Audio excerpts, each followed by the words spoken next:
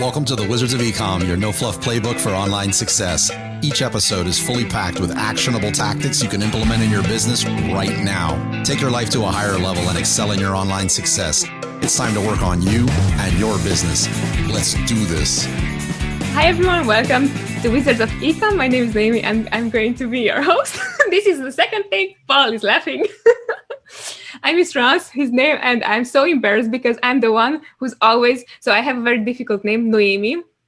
Most Americans do not know how to pronounce my name. And this was like the first time I pronounced their name wrong and I'm truly sorry. So Don't. It doesn't matter. My name is Paul and good afternoon, good evening, good morning. How are you doing, world? I'm great, by the way. There you go. So he presented himself. Awesome. So we have Paul Wisan. He's a therapist and mindset coach. And the reason I wanted to have you on the show, Paul, is I especially like something about you, that you're saying that you're empowering ambitious entrepreneurs to overcome imposter syndrome and build rock solid confidence. So I love that. And the main reason to have you on the show was to understand what imposter syndrome is and how can one really build super like rock solid confidence. Okay, great question. We're going to hit that in two different parts. First of all, I got this thing. It's not a thing, it's just an idea. I call it the devil's triangle. So imagine a triangle, and down one side you've got procrastination, down the other side you've got perfectionism, and across the bottom you've got paralysis or overwhelm. And then inside of that you've got fear of failure, fear of success, feeling like you don't deserve it, that you're not good enough, and all that kind of stuff. These are all the symptoms, in my view, of imposter syndrome. And what I do with my clients and what people can do at home by themselves is we need to become 18th century explorers. You know, you'd go to a new country and you'd be the mouth of this river and you go down this river and you got narrower and narrower and narrower. You'd have to jump out of the boat and you'd have to start walking and eventually arrive at the source of this river. And it could be a big lake or a waterfall. And it's the same. These symptoms, the perfectionism and the paralysis and the overwhelm, they come from a root cause. And it's usually something like way back when you're at school or when you're a kid or in an earlier job and somebody's criticized you, told you you're not good enough. Maybe your parents said no one more time than necessary, and it's just stuck with you. And these feelings, these beliefs are hidden away, these hidden memories. You don't know you've got them until one day you want to start something and it doesn't happen. And the way I see it, it's a disconnect. This is all of your skills, your knowledge, your experience, your expertise, all that stuff you've worked so hard for over the years. And this is the thing you want to do. And when you don't have imposter syndrome, it's like this. But what happens is you get a wedge. And that wedge could be a bit of perfectionism, like this. There's a line on my website that's just too big or too small, so I can't launch this week. Or, you know what, I've not had that discussion. My hair's not good. I need a better photograph. And the wedge gets bigger and bigger and bigger and bigger. And what's happening here is your mind is saying, no, you can't do it. Don't do it. Forget it. Stay away. And the reason it's doing that is our brain has one single function, and that's to protect us. Because, our society has advanced far quicker and far further than we have. Our minds still believe there's a saber-toothed tiger behind every bush. That's why we have fight, flight, or freeze responses. And so if you go through or went through a bad experience in the past, your brain goes, I don't want that to happen again. That really hurt us. That was a saber-toothed tiger bite in the thigh. So it puts all this baggage around that thing. Yeah. And you don't know this. For you, it just happened, way back.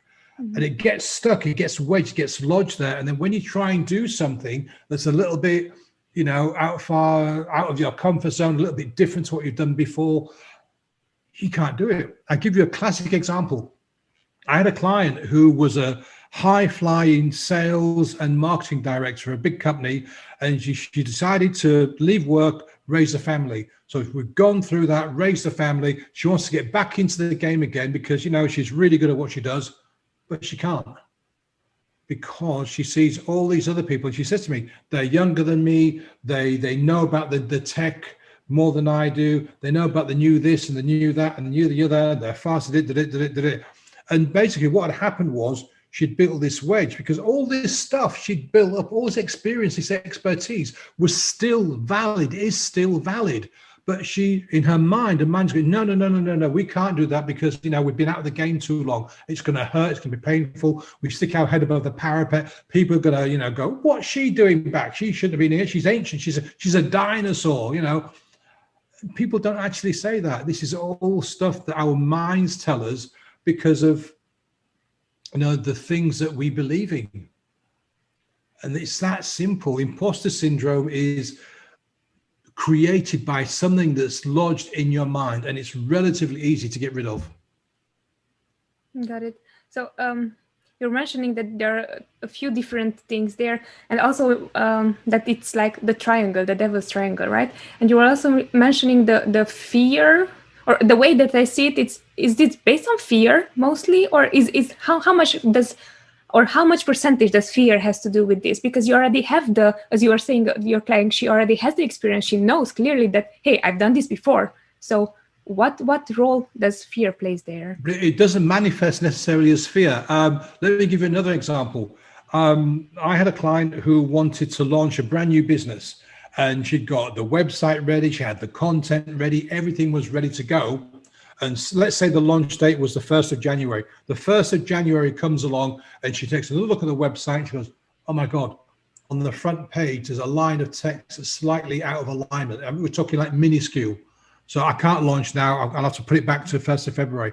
1st of February comes along. Oh my God, I can't launch now because I've just realized that one of the modules in my course that I'm selling has got 5 misspelled words, and so on and so on and so on and so on and so on. And then we get to like 6 months and she contacts me and says, Paul, I need your help. I'm just like procrastinating, perfectionism, struggling big time. We did the work. We became the explorer. We went back in time and we found out that when this young lady was, 13 or 14, her father was a big name executive vice president of one of these big American companies, flying around the world doing sales and marketing, all that kind of good stuff. He come home one night, in coincidence with my client, comes back with a school report. And she goes, Daddy, look, my school report. It's amazing, isn't it? And he goes, let me see, darling. And he goes, A star, A star, A star, B, A. And then he says the name of a friend or a colleague's daughter, and he says, you know what, darling, Michelle got straight A stars. And so my client, she was devastated. Imagine going home with a report card like that, that's full of A's and 1 B, and your dad standing there and telling you he's disappointed. So my client then decided that this man who she loved and adored and she'd put on this huge pedestal, has said he's disappointed her. So she says, right, to gain his admiration, I'm going to do everything I possibly can to be perfect. And so she goes to, she goes back to school, she works her ass off, she gets A stars, she goes to university, gets her first, gets her master's, goes into business, does really well in business, Then when she wants to start this business, something clicks because it's new and it's different and it's not what she's been used to. And, starting a business, your own business, is messy. It can be messy. There's lots of mistakes we make. There's lots of things we go down wrong roads and all kinds of things. And this is what happened to my client. She'd gone down this wrong kind of road, and that just threw her because she had to be perfect. She had to have everything absolutely 100% perfect. And you and me know, and the listeners and the viewers know, there's no such thing as perfection.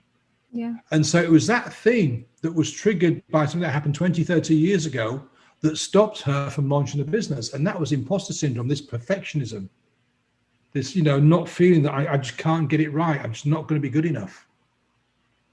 And so there was no fear in that at all. It was simply this memory that was stuck in her mind that was just saying, I've got to be perfect. I've got to be perfect. I've got to be perfect. I've got to be perfect. I've got to be perfect because my dad will only love me if I'm perfect. And that's what caused it. That's what caused this blockage, this disentanglement, this disengagement, if you like, between the skills, knowledge, and expertise and the business you wanted to start. Yeah, understood. So that totally makes sense now. And now, that makes me wondering,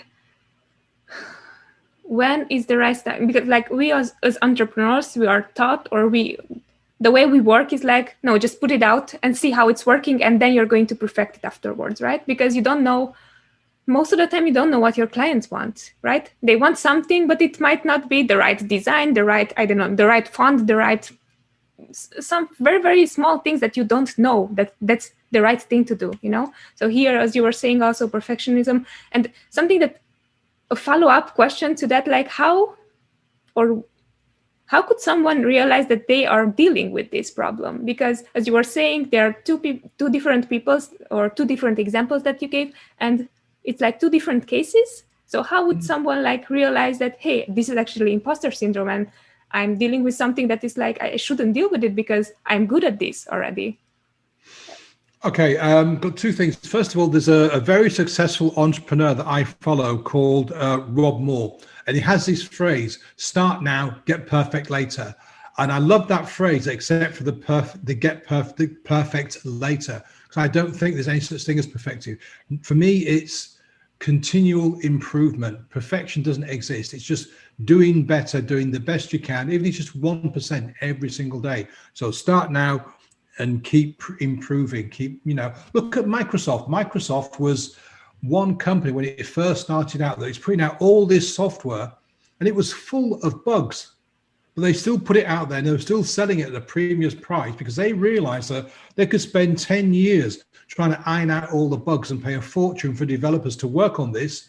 So what they did is they threw it out there as it was, and then people started sending the feedback going, well, this doesn't work. When I tap this button, that happens.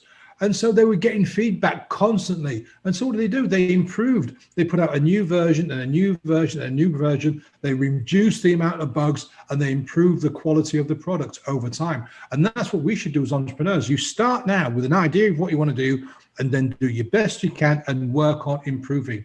Now, you will know if you're struggling with imposter syndrome because there'll be something stopping you from doing something. So let's say you're making, I don't know, five figures a month, and you want to go to 6 figures a month, and you've tried everything to get to that magic 6 figures a month, but it's not working. So ask yourself that question. Are you struggling with perfectionism? Are you struggling with overwhelm? Are you struggling with procrastination? Are you feeling that you don't deserve to have 6 figures a month? Maybe that 5 figures a month is a safe number for you. You're happy with that. And if you go to 6 figures, maybe people will start taking notice. Maybe people will start going, who's this Naomi girl? What do you think she's doing making 6 figures a month? What the hell's going on? Well, how does she deserve that? And this is all the kind of stuff that's going on in your head. And you might not realize it's going in your head. All you can think of is, I'm doing everything I can to get to 6 figures a month, and it ain't working. I'll give you another example. I had a client who was trying to go from 4 figures a month to 5 figures a month, and she just couldn't make it happen. And we did the work, we did the exploring, and we found out, and again, she'd forgotten about all of this, that her parents were in business when she was a kid, and the business collapsed. And the Christmas before the business, let's say the business collapsed in April. The Christmas before that April, my client had asked for a bicycle for Christmas. And she got a beautiful pink bicycle for Christmas, and she was happy as Larry. The business goes bust, and for some twisted reason, her mind associates herself being responsible for the parents' business going bust, because the bailiffs came, took everything away, including her bicycle. And so she thinks, oh my God, if Daddy and Mummy hadn't bought me this bicycle, the business would still be going. And so she kind of put an unconscious limit on how much she was worth because of this incident in the back of her mind. There were other things associated with it, but that'll do for the story. Okay. And we had to go back and find that story and just say, look, what happened then was completely irrelevant to what's happening now. And once you've released that, you'll be able to push forward. And she did. That's super impressive. Regarding what you were just saying, like going back and understand, how would you go back and understand? Like what? Okay. The way I do it is, working with a client one-to-one, but your client, your viewers, your guests can do this. The first thing you need to do is you need to be serious about wanting to find a solution to the challenge. That's the first thing. because what I need you to do is to dedicate 1 hour every single week until you've got this resolved. And this hour needs to be somewhere where you're going to be quiet and undisturbed. You've got no deliveries, you're not cooking, not doing any washing, you're not doing any of that kind of stuff, not expecting anything. So you can be quiet and calm for a whole hour. And once you've done that, you sit yourself down, you turn your phone off, you turn all the comms off, you sit down, you do some deep breaths, and you start to relax. You sit in your favorite chair is a great thing to do.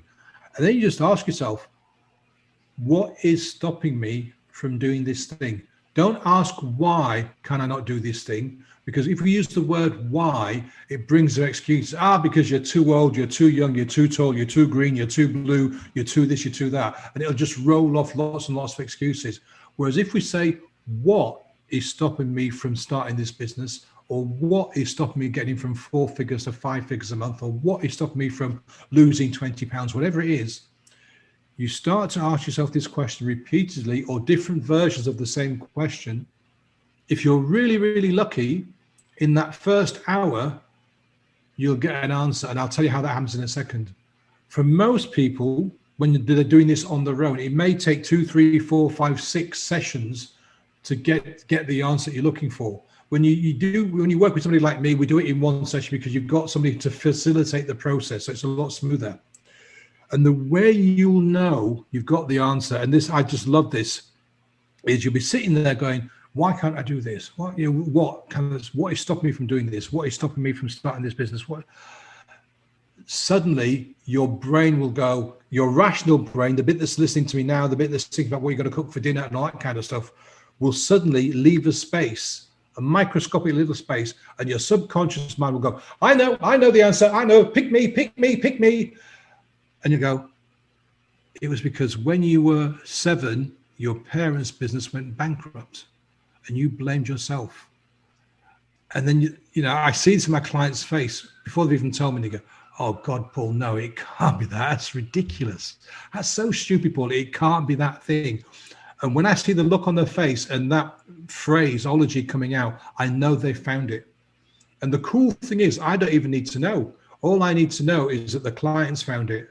And then what you do, once you found it, you do 2 things. Even though you don't need forgiving because you did nothing wrong, you forgive yourself. Whatever it was back then, you go, no guilt, no shame. I forgive myself.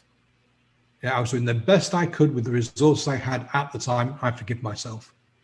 And the second thing we do is we say, look, I thank you for protecting me right now. Because don't forget, that's what the brain's doing. That's what the subconscious mind is doing. It's protecting you from hurting yourself, or what it thinks is you're hurting yourself.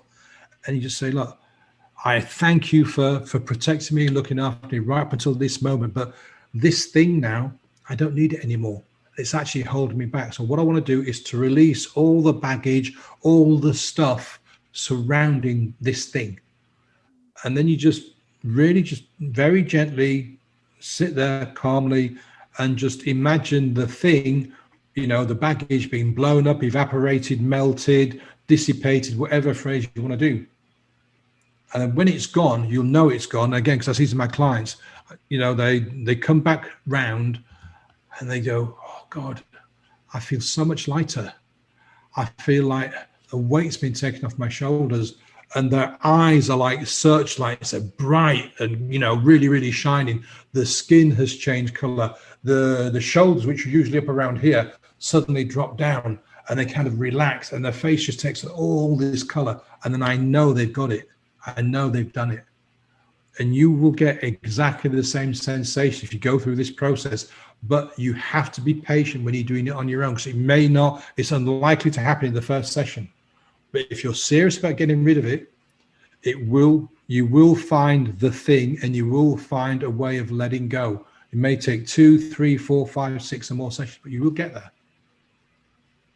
And that's how I do it with my clients. And that's how people watching today, listening today, can actually do it for themselves. Yeah. So I would, just because, like, to give a short backstory. So I was first listening to you on Kitty Lai's show, and you also mentioned something similar to this, like, what are the best things? She was asking something like, what are the best things or quickest tips to do? Mm-hmm. And you know what? After listening to you, and I just like went to the bathroom and it was like dark, like just staying there. And it was like, this is brilliant. Could this really work? And amazingly, it did. And it's just like, what's stopping me? What's stopping me? And it's like responsibility. Like you fear to take responsibility for things. And I was like, what? Like I got offended. How do you dare to say such a thing, to myself? So this is like me, my little brain in myself, like talking to it, It's like, how do you dare? How did I? But I was like, no, it's really responsibility. You're afraid of responsibility. And I think that, as you were saying, it's really working. Like you just have to be serious about it, because if you're not serious, then it's like, you're finding other things that, okay, it's him, okay, it's him, or it's not you.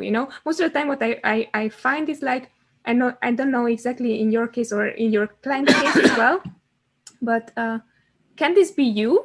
Can it be you, the person that it's like stopping you? Or because, as you were mentioning, in some cases it was your father, I don't know, you weren't perfect, you're like, it was something from the outside. Can it be also you sometimes that's like your mind is blocking you? Your mind is blocking you, but the reason is usually external. Maybe you did something, maybe you were at school and you did really good homework, and then one time you forgot to bring your homework in, or something happened, you didn't do your homework. So the teacher goes, Noemi, I'm surprised, I'm disappointed. You're normally the best person in the class to bring this homework in, and you're just not responsible. It's very, very irresponsible to lose your homework. And teachers sometimes go on and on and on. Yeah. So that sticks in your mind. You probably feel about that big in the classroom. All these kids are going, look, she's getting told off for the first time ever, And so that little tiny nothing event suddenly becomes this huge mass of stuff that gets lodged in the back of your mind. And you don't know this. You just get on with your day. And then 10, 20, 30 years later, when you want to do something, you want to start something, you can't do it. And you say, definitely. Responsibility. I can't take responsibility, which is garbage. You missed the thing one time when you was a kid at school. But that's what your brain wants to protect you, and that's what it does. And this is where it all comes from. All of it, all the feelings of low self-worth, low self-esteem, is baggage that people have put in your mind and that we don't remember being put in our mind. And we can get rid of it all. That's amazing. I love it. And let's touch, because we are 15 minutes in, and I just realized that we are 15 minutes in. It's like a pleasure talking to you. Something else that I would like to touch on, hypnosis. So you're the first person I know a few stuff about hypnosis and how that works, but I think that you're the first person that I came across that I can ask like freely, okay, what hypnosis is, how does it work, and how do you help your clients through hypnosis? Okay, before we finish, I want to talk about confidence, because it's really, really important. So hopefully we can extend a little bit. Sure. Hypnosis. Now, a lot of hypnotists are going to hate me for saying this, because it is really, really true, no matter how controversial I think it is. Hypnosis is simply giving you permission. Imagine, have you ever been to a show where they've got people up on the stage and made them do all kinds of ridiculous things? Yeah. If one of your friends goes up on stage and takes their clothes off or runs around screaming or whatever it is she does, and when she comes back off the stage, you're going, oh my God, do you realize you did this, this, and this? Your friend's going to go, it wasn't me. The hypnotist made me do it. And what we're saying is that I'm usually someone who would love to get on the stage, would love to sing and dance, make a fool of myself and have a great time. But people will laugh at me, and people will think I'm a fool, and people will think I'm an idiot, so I can't really do it. So with hypnosis, the hypnotist is giving the person permission by hypnotizing them to go and do that stuff. Yeah, to stop smoking, or to lose weight, or to end the depression, or to start a business, or because I use hypnosis in my coaching as well. So a lot of it is about releasing stuff that we don't need anymore. All kinds of things. I mean, I've worked with people who want to stop smoking and can't, and all this kind of stuff, and working with a few women that have been unable to enjoy sex because they can't orgasm. And again, it's about finding out what it is, the block, and then giving them permission to get back into enjoying their bodies, enjoying the sensations again. Hypnosis is a fabulous tool, but the one important thing, the critical factor is that the client has to want to make the change. Now, I turn away every single day clients because they are the husband of the wife, and the wife has phoned me and gone, Paul, can you help my husband? He's got a drink problem, or he's depressed, or he's doing this, or he's doing that. He's addicted to porn, whatever it is, you know. And I go, no. And they go, why not? I thought you were really good. Why? Unless your husband is prepared to admit that he's got a problem and wants to come to me willingly without you prompting him, I could spend a year trying to make him, you know, trying to get the problem sorted, and it ain't going to happen, because the husband more than likely doesn't want to believe, or simply doesn't believe that he has a problem. So the client, when they come to you, has to acknowledge that there's something that they want to get sorted. Most of my clients come to me because they've been to the doctor, they've been to this therapist, they've been to that therapist, they've seen all kinds of people, and it hasn't worked. And usually it's kind of 50% that they haven't found the right person, but also 50% that it's just not the right time. It wasn't the right time, and now is the right time. They are determined, they're prepared to pay, they want to get rid of this thing. And then I can do the work with the client, and it's like magic. But it's all about, it comes down to permission. You know, I've been drinking or smoking for 30 years, Paul, and I really, really want to stop. And we find out if there's a really good reason to stop for that person, and then I give them permission. I don't say you have permission, but essentially that's what's happening. Does that make sense? It does. It just triggers something like, sometimes is it that you're not giving yourself the permission, so you would rather have someone else give you the permission? You don't even know you need permission. You don't even know you need permission. Again, it comes back to like the imposter syndrome of having this memory in the back of your head that you don't know exists.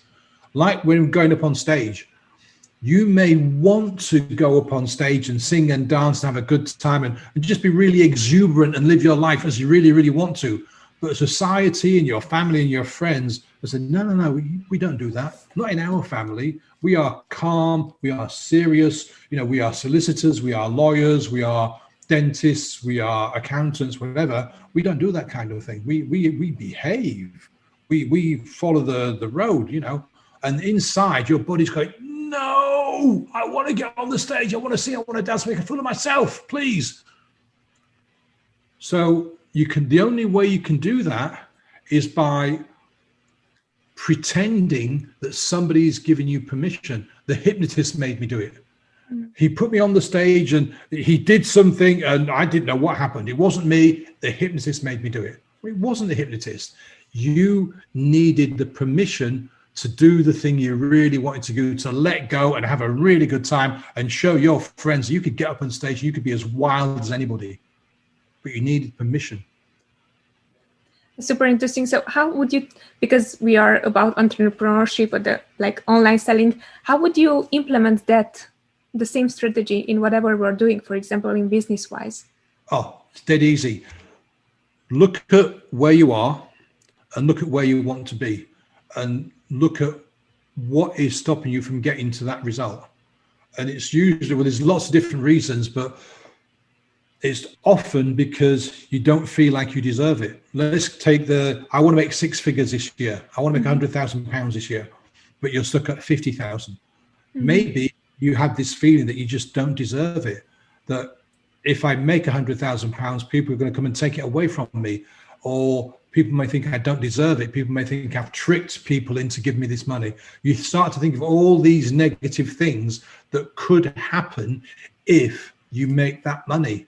Now, of course, all of that is garbage. People aren't going to say that about you, or they might do, but who cares? Yeah. So what we need to do is, like we just mentioned, is to find out the reason why. Another very important point is you've got to ask yourself, is that what you really want? So many people say, I want to be a billionaire. I want to be a millionaire. Yeah. If that's what you really, really, truly want in your heart of hearts, and you're going to, you know what the benefits to you are of doing that, then you will, you'll sacrifice time, relationships, all kinds of stuff to get to where you want to be. But if that's something that you think you should be saying to people because your guru, your person you follow, the big names, they're all making loads and loads and loads of money, and you think, well, yeah, I want that. Well, maybe you don't. And this is where you've got to put on your big girl pants and your big boy pants. And you've got to say, you know what? I don't want to make 6 figures a month. I'd be happy with 60,000 a year. That'd make me really happy. If I could make 60 grand a year consistently, I'd be really, really happy. You've got to be honest with yourself, because oftentimes it's not a blockage, or what the blockage is doing is actually saying to you, look, Paul, you don't actually want to be working 16 hours a day, 7 days a week for 5 years to make $2 million. You don't really want that, do you? But you have to. See, the problem is that there's this thing that's going around that says, you've got to have the glamorous wife. You've got to have the glamorous boyfriend. You've got to have the big flashy car. You've got to have the big house. You've got to have the vacations, all these cool places. You've got to. Well, that's, in English, that's bollocks. Yeah, complete and utter garbage. You don't have to do anything. You don't have to be anything except what you really, truly want to be. Yeah. Maybe you really want to be a photographer. Maybe you really want to paint. Maybe you want to just travel the world. Maybe you want to spend all day sitting watching crappy TV. Well, that's your choice. If that's what turns you on, if that's your thing, then put your hand up and go, yeah, that's me. I don't really want to chase $1 million because what am I going to do when I get there? And I'll probably just spend it all anyway and have to start over again. So 2 things. Find out what's blocking you, what's holding you back. And secondly, be really honest with yourself. Do you really want to get to that $1 million, that 6 figures a month, or whatever it is? Because if you don't, you're going to spend your whole life chasing something that you don't want. And I guarantee you're going to feel miserable. You're going to feel miserable. I'm working with a client now who makes in excess of 150K a year easily without even blinking an eye. And we had this conversation. He said, you know what, Paul? I have a really hard time setting goals. What do you mean? I said, well, yeah, I'll set goals and then a week later I'll have given them up because they just don't turn me on. And basically what we figured out was that he had everything in his today life sorted out. Everything was brilliant for him, yeah? But there was no destination. There was no legacy that he wanted to leave behind. There was nothing in the future except making 150, 200,000, 300,000 every single year. But why? He couldn't figure out the why. He couldn't figure out the what was it. So we worked together, and my client is now working on a brilliant legacy that he wants to create and build and leave, for future generations. That's amazing. It's also like triggering one more question, like how, because you were saying like you have to know your why, and the why is going to motivate you. Sometimes your why, it might be because you have to do it. So how do you deal with those kind of situations? The question is, what makes you believe you have to do it? Yes. What makes you believe you have to do? Because most of us in the Western world don't have to do anything. Yes, you need to pay your bills, so you need to get a job. That doesn't mean you've got to work 17 hours a day, 25 days a week, It just means you've got to figure out what your bills are and then pay your bills. So most of us don't have to do anything. Just because our parents told us we have to be successful, we have to be rich, that's garbage. That's balderdash, another great word. Yeah, you don't have to do that. You are you. You are you, and you do what you want. Not what your husband, not what your wife, not what your boyfriend, not what your girlfriend, not what your mum, not your dad, not your grandpa, not your employer. You don't have to. If your employer is telling you to do things you don't want to do, you have a choice. And it's a difficult choice. I accept that completely. But you can say, no, I'm not prepared to do that. Well, I quit. I'm not saying either of those choices are easy. I'm definitely not saying that. But they are still choices. But you've got to get it out of your mind that you have to do these things. In most cases, you don't. Totally makes sense. As I was reading up on you and learning some more about you, I found out that I found first off your YouTube channel, which is amazing. I'm going through like right now. And something that I noticed, you're also dealing with addiction a lot. And I think my question here would be like, what's the difference between good or bad habits and addiction? Okay. in a nutshell, addiction is a habit gone wrong. And it's not even that. It's our body craves certain things. And when we're talking about drugs, for example, they are created to make you addicted, because an addicted person wants more and more and more and will pay more and more and more and do whatever it is to get their next fix. So they're created for that reason. And once you're hooked in, it's very difficult to get out, because there's all sorts of chemical reactions going on in your brain that the drug creates, making you want more of the thing. And alcohol is the same as well. It should be illegal the same way certain drugs are, because it has exactly the same effect. People become addicted to it. And the reason why we become addicted to stuff is because, think about why you took the drugs in the first place. Because maybe your life was boring, maybe your life was, really, really difficult, maybe your life is really, really challenging, maybe you're in an abusive relationship, maybe, some friends suggested it and you tried it out just because they said you should try it out, and you really liked it, so you had some more and some more and some more, and before you know it, you're out of control. So there's lots of reasons, different reasons why people become addicted, but it's often because they're in a situation that they don't want to be in, and the drugs and the booze are an escape from that. Got it. It's a very sad thing, but it is that simple.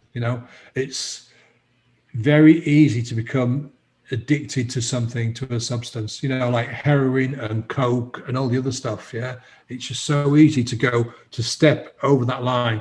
And when you're in the early stages of this, you've got to be very careful, because you might be thinking, no, I'm not addicted, I've got it under control, it's fine. But if you find yourself craving that thing and thinking about that more than anything else, thinking about your next fix, your next hit, then you are addicted. You're on the road to becoming seriously addicted. Then you need to stop and get help now. Same with alcohol. If you're drinking more than, I had a client who was drinking 3 bottles of wine a night when she came home from work. That's more than, that's about 4 or 5 times more than the medical advisors say we should be drinking in a day. Yeah. In a week, actually.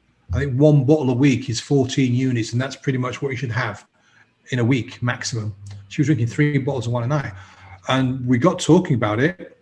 And it was because she was bored at work. She was divorced. She wasn't in a relationship. She'd had some relationships, but they just didn't work out. And she just felt lost and hopeless and useless. And the only way to kind of eradicate that feeling was to drown it out with booze. And that's what she did. And there's a phrase called the functioning alcoholic. And that's what she was. She was a functioning alcoholic. Nobody knew she had this problem. Nobody knew, because she was able to mask it and hide it and get on with her day. But she had that, and we did some work together, and we did some gradual reduction work, and she's now, free and clear. That's amazing. I like that you said like gradual addiction. Is there such a way, because most of the time what I see is like people are saying, no, I'm not going to do it anymore, and that's it, versus like gradually skipping things or changing things? There's very few people that can say that we're addicted today, and then in the morning they wake and go, I've had it, no more, I'm not doing it again. And that can be done, but it takes a very special kind of person, or a very special kind of reason, very important reason for that to stop so quickly. I mean, when you go to rehab, they wean you off it, because your body so needs it so much. That's what addiction is. Your body needs it, it craves it, that you can go into all kinds of horrible kind of negative reactions. Yeah, I mean, if you've ever watched, I can't remember, Gene Hackman, there's a movie, I've forgotten it now. The French Connection, that's it. He gets captured and they turn him into a drug addict. And some friends of his get him out of that place where they've kept him, and they put him through what's called cold turkey, which is like, an instant reduction from being addicted to being not addicted. And it's horrible to watch. It's horrible to see. Yeah. And very few people can go cold turkey like that. That's why these rehab centers exist, to help people gradually lose the toxification that their bodies have built up, and their dependence on drug A or B. Mm. And that's why the pain relief issue in America is such a bad thing, because all those pain relief medications people are taking are so heavily addictive. And people are now, addicted on pain meds. They can't get off them. Yeah. And it's causing this huge problem in the States because they're not drug addicts in the traditional sense. They're not going to the back streets to get a fix. But because the medicine's been prescribed, they get addicted to it. It's very, very difficult. They need help to get off it. Even if it's not subscribed, let's say like sugar. That's like no one takes that sugar. It's addictive, but it is, like sugar is addictive. Sugar is addictive. People really? will lose. It's not addictive in the same way. It doesn't cause the same kind of damage, but you'll put on weight. You're damaging potentially causing damage to your liver and your kidneys, all kinds of bits inside you, and you get bigger and bigger and bigger and bigger. Your teeth are going to suffer, and your whole body will start to suffer if you get addicted to sugar. So it has a different impact, but it's just as addictive. Getting back to addiction, like you're working also with entrepreneurs. Have you seen, or what's the most common trait that, or types of addictions entrepreneurs would have? I don't see addictions in that kind of sense in entrepreneurs as a generality. One of the things I see is people getting blocked, like we've talked about, people driving themselves into the ground to trying to achieve this thing. And they're working all the hours, they're putting in so much time and effort and energy that families suffer, relationships suffer, life suffers, and they end up burning out and still no closer to where they want to be. Or they get to where they want to be, they realize that they didn't want to be there in the first place, and they just crumple. They just give up because, I've made $1 million, and look, I've lost my wife, I've lost my kids, I've lost my house, I've lost all my friends. Yeah, I've got $1 million, but what else do I have? Nothing. That's why I said earlier on about really making sure that the thing you're going for is something that you really, really want and not what you think you want. Yeah, sometimes, like as you were mentioning, I see most people like I'm happily married. We've been married this is the 11th year, and I see that our relationship actually helped us make things better. Like it's easier for me personally to fight through things, But in the same time, as you were mentioning, some people might have been like they lost their, their friends, their wife, their spouse, or whatever. And it's like, why can it be like a happily marriage between these two? Like, like some of the time it's like I must do that in order to get this. How, like, what's the discrepancy there? The big difference is that I would imagine that you and your husband make lots of effort to keep the relationship fresh and strong and loving and kind, and you talk to each other, you communicate, and that if something's not working, you're going to say, darling, this isn't working. We're X, Y, Z. We're not spending enough time together. We need to stop spending so much time in the office. We need to book a weekend away, or we need to book a Wednesday's date night or whatever. I'm imagining you do that. The problem with a lot of entrepreneurs is they don't even imagine they can do this. They're just so focused, they're so driven on the one goal that everything else just gets like a horse with blinkers in a race course. All it sees is the road ahead. It doesn't see the horses on this side. It doesn't see the horse on that side. It doesn't see the crowd in the stand. All it sees is the path ahead. And a lot of entrepreneurs get the same thing. All they see is the road ahead to that $1 million, that 6-figure year. That's all they see. And then, so they don't communicate. When the partner goes, darling, look, please take some time off. Let's have dinner. Let's take the kids out for a walk. No, I've got to do this thing tonight. I've got the website needs updating. I've got to contact 15 people. I need to write this post. And that's how they collapse. Because the wife suddenly goes, you know what? I'm sick of this. We're not seeing you. You're not talking to me anymore. We're not having sex. We're not going out for dinner. Nothing is happening in this relationship. It's not working. And you're horrible when you come home. You've had a crappy day and you take it out on us. That's enough. Basta. We're gone. That's what happens. And it happens so often because people chase this dream, which isn't their dream. That's interesting. And now, regarding going back to stalking you, I'm doing air quotes here on YouTube. I loved your take on Life According to Yoda YouTube video. And it was like, don't try, do. So that's kind of like the entrepreneur mindset of solving things.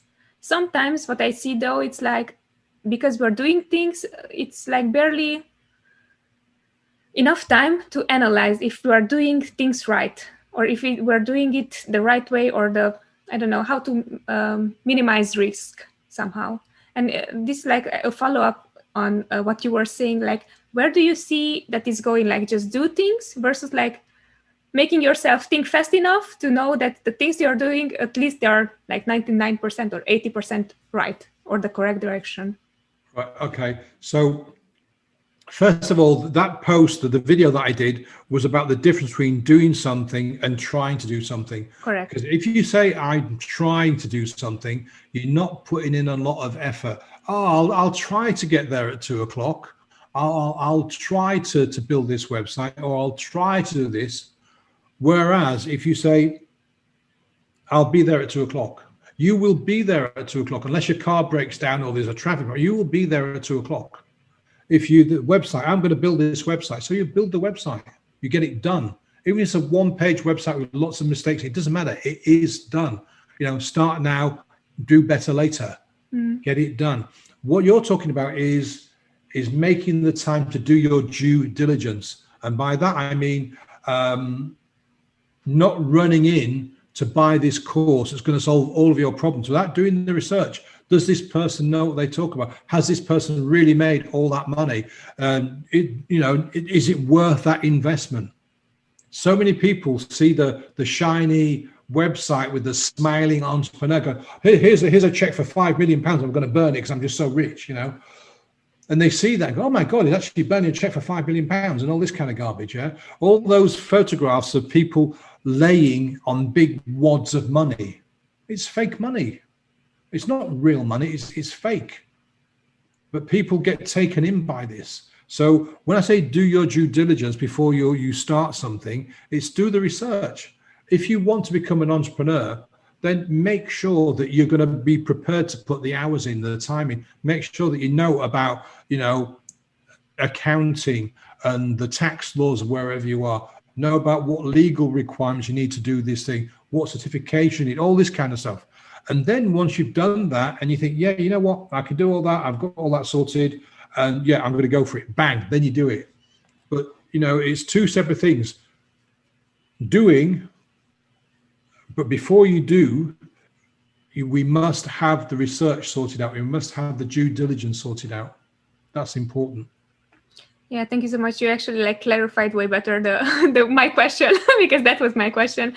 And I think why it's so important what you said is because most of the time what I see in the entrepreneur stores, and especially in the Amazon mindset or the Amazon stage, what's happening is people are finding out, as you were saying, about, wow, I can make 6 figures per year. And this is wow for them, or the Lambo and, all those courses that are being sold. And somehow they are being sold on something that it's fake, or it's not real, or it's they're not thinking, they're talking about gross numbers, not net, And so sometimes it's tricky because afterwards you're trying it out and you see, hey, this is such a bad person, or because they teach me something that is not real, And sometimes it's not going to be, hey, it was my responsibility to do my due diligence on things, And sometimes it's funny because all the time you find fault in someone else rather than realizing, hey, it was me. I should have done my research. There's one simple question you can ask yourself. If somebody says, I'm going to give you the 10 most important secrets to making it as an Amazon whatever, ask yourself this question. If these things are so secret, why is he sharing them with me? And if that person says, well, because I want to share this with other people. No. If your business is really successful and you're flying, you're doing well, the last thing you're going to do is, unless you're completely miles ahead of everybody else, is you're not going to share your secrets. Your secrets, you've worked for them. You've built that knowledge. You've built that experience. You've built that expertise. You're not just going to go throwing them out to people for a couple of grand. Yeah. Normally, with a lot of people that have been successful in various things like pay-per-click or Amazon or drop shipping, they got in at the very, very early stages when nobody else was doing it. And so, yeah, they made a load of money. But then lots of other people found out about it, started getting in, and it's a lot harder to get in.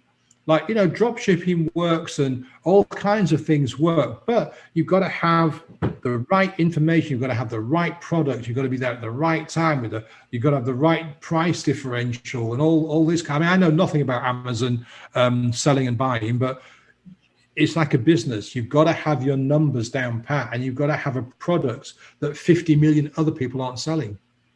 Yeah. But what happens is if there are 20 people all selling the same product from the same factory in China, I'm there and I'm going, well, they're all the same. That one's the cheapest one. Yeah. And next week I go back on and somebody's dropped their price lower than this one. Oh, it's even cheaper. And it becomes a sliding slope on the way down to see how cheap you can get. And before you know it, you're losing money on every product you sell. Yeah, correct. So with whatever thing you're going to be doing, whether it's MLM, whether it's Amazon, whether it's Shopify, T-shirts, anything, make sure you've done your due diligence, that the person knows what they're talking about, that there is space in the market for you. Because it's easy for them to say, you've got to find your niche. Yeah. You've got to find your niche. Well, it's very difficult to actually find a niche now because pretty much everything has been done. People are selling bicycles and tricycles and unicycles and God knows what else. Yeah.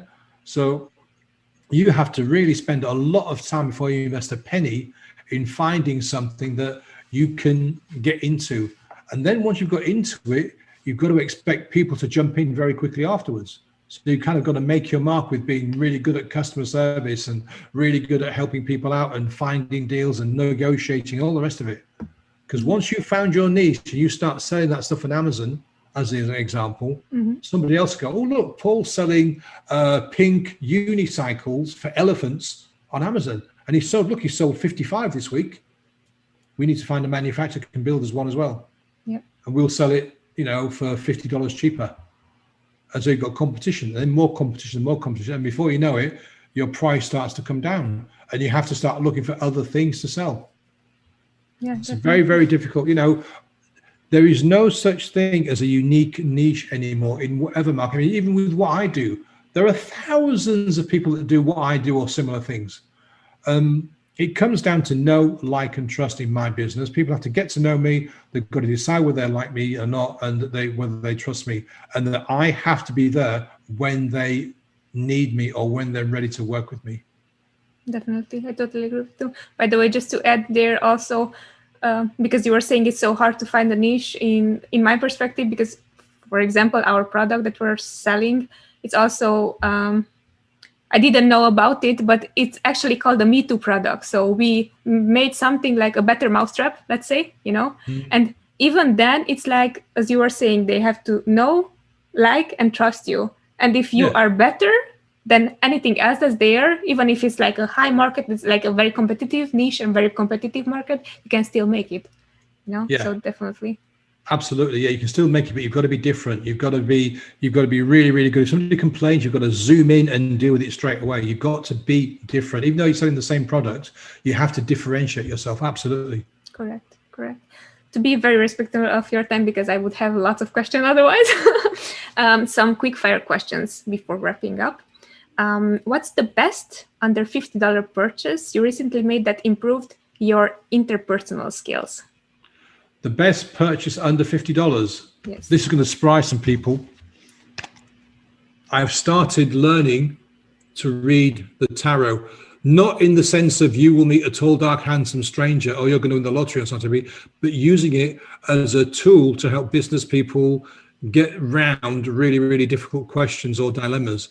And I'm learning this. I've spent a bit more than this, cost less than $50, but I've invested in some courses and stuff. Mm-hmm. And it's incredible how amazingly accurate these things are. So I bought other things for less than $50, but that's a really, really good investment for me. And I'm really enjoying the process of learning. That's amazing. I'm going to check it out. Never did. What are your most favorite books? 3 of them, and why? Or 2 of them? Okay. My favorite book of all time is The Alchemist by Paulo Coelho. It's a beautiful story. You can read it in a couple of hours. And the thing I like about it is that it's all about going for your dream, not somebody else's dream, going for your dream, and then doing whatever it takes within reason to get there, and surmounting every obstacle that comes along. And one part of the story, this young lad goes across to North Africa, and within an hour, he's robbed of all his money.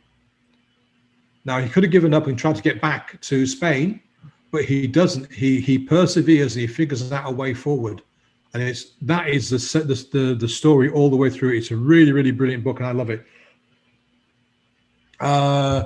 My second favorite book is one that I've read a couple of times, and it's who's the author? Maxwell Maltz and Cybernetics or Cybernetic Thinking. I can't remember the title now. And it's brilliant because he covers all the stuff we've talked about. Yeah, but he was writing, God, maybe 70, 80 years ago. And my copy of the book is bookmarked and there's bits missing from it and all kinds of things. So I revisit that book on a regular basis. Can you tell me please once again how it's called, because I'm going to look this all up so our audience can be provided with them. Let's have a look. Let's just go Maxwell Maltz.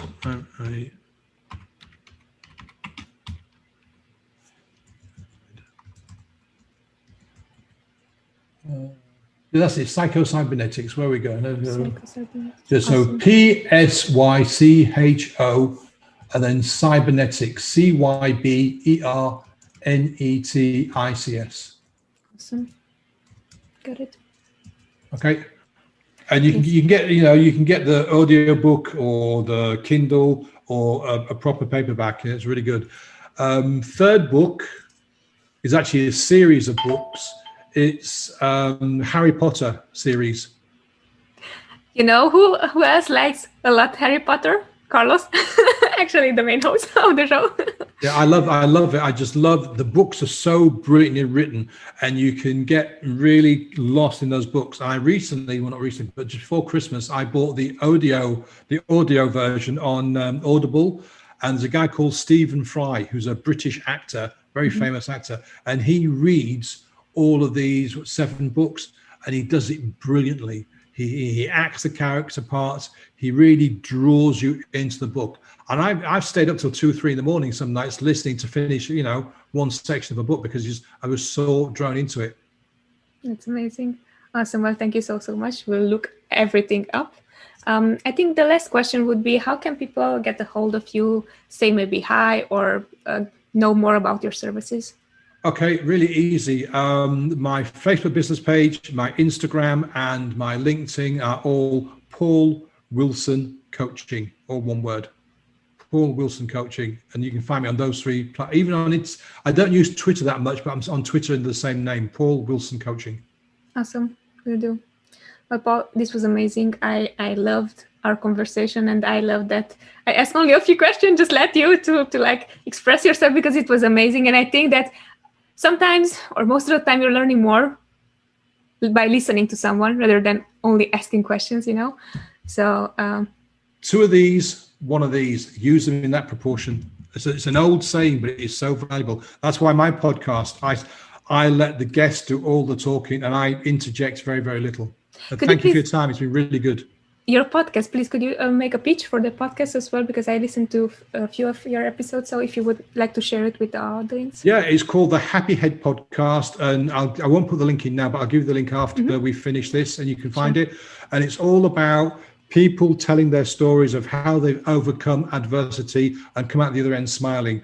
I've had an award-winning author who should have been dead 20 years ago, and she's still here doing amazing things. I've had people that have gone through cancer, women that have gone through horrendous abuse in narcissistic relationships and had to leave their home with their kids and the clothes on their back, and now running 3 or 4 different businesses. There's been a whole range of people, and I feel so privileged that my little podcast has brought me together to have the conversation with these people. It's definitely worth checking out. There's about 34 episodes that are published at the moment. Awesome. We'll do so, and we'll have the link as well. So thank you once again, and for everyone listening or watching this, thank you for your time. See you next Monday. Till then, bye. Bye. It was fun sharing this episode with you. If you found value in what you've heard, please show your love with a subscribe, rate, and review of the show. Until next time.